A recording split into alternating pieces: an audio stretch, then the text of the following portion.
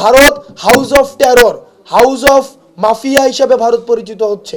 আমরা ক্যান্টনমেন্ট থেকে যে 626 জনকে বিদেশে পাচার করে দেওয়া হয়েছে, যারা ভারতে বসে এখনো পর্যন্ত বাংলাদেশ বিরোধী ষড়যন্ত্র করতে চাচ্ছে, এই 626 জনকে যারা সীমান্ত পাড়ি দিয়ে যে প্রশাসন বা যারা দায়িত্বপ্রাপ্ত যারাই ছিলেন, যে 626 জনকে এখন ভারতে সেফ হাউসে পাঠিয়ে দিয়েছেন, তাদেরকে জবাবদিহিতার আওতায় নিয়ে আসতে হবে।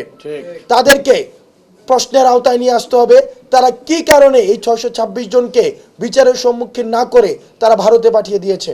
এবং আমরা ভারতকে বলতে চাই, ভারত এখন বর্তমানে হচ্ছে জঙ্গিবাদের একটি আশ্রয়স্থল হিসেবে ভারত পরিচিত হচ্ছে। ভারত জঙ্গিবাদকে পৃষ্ঠপোষকতা দিচ্ছে। Bharat house of terror, house of mafia হিসেবে ভারত পরিচিত হচ্ছে। আপনারা দেখবেন বাংলাদেশে যাদেরকে নিষিদ্ধ করা হয়েছে, যাদেরকে জঙ্গি হিসেবে নিষিদ্ধ করা হয়েছে, ভারত তাদেরকে আশ্রয় দিচ্ছে। সুতরাং এই ভারত যাদেরকে আশ্রয় দিচ্ছে তাদেরকে আমরা জঙ্গি হিসাবে দেখি। এবং যেহেতু এই জঙ্গিরা বাংলাদেশের সার্বভৌমত্ব এবং অখণ্ডতার প্রতি হুমকি হিসেবে তারা বিবেচিত হয়, সুতরাং ভারত যদি জঙ্গিদেরকে আশ্রয় দেয়, তাদেরকে পৃষ্ঠপোষকতা করে, তাদেরকে অর্থায়ন করে, তাদেরকে ডিপ্লোম্যাটিকভাবে ফ্যাসিলিটেট করে, তাহলে ভারতের সাথে আমাদের পরবর্তী যে সম্পর্কটি, এই সম্পর্কটি কিন্তু প্রশ্নবিদ্ধ হবে।